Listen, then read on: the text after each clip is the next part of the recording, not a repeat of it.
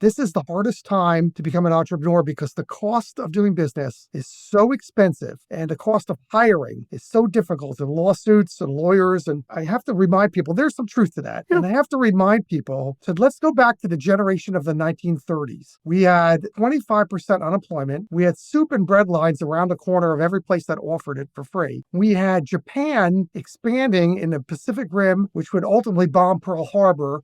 We had Hitler growing with power in Europe. 30 million or 50 million, depending on how you count it, 30 to 50 million people would die over the next decade because of a world war. And you think this is a more difficult time. And one of the things that is very interesting, I have a Norman Vincent Peale book, not The Power of Positive Thinking, but it's a much earlier one. He was writing an article in a paper about, this is in the 1930s, in the height of the Depression. He was talking to a businessman on Wall Street who said, young people now don't want to work. They don't want to make sacrifices. I mean, it was like something you would hear right now. Think about the generation that guy was talking about. My father was born in 1925, lived to be 92 years old, but born in the Depression, was raised on a textile mill village in North Georgia. By the time he was 17 years old, he was in the Pacific, flying as a bomber, as a radioman on a PB-4YK bomber for the Naval Air Corps. Then came back and was a part of the generation that called the greatest generation that built American industry of the 1950s. They were born, honestly, where they went to bed at night hungry. And then by the time they were adults or just becoming adults, they're all fighting a world war. Now, I got a short fuse on you've got it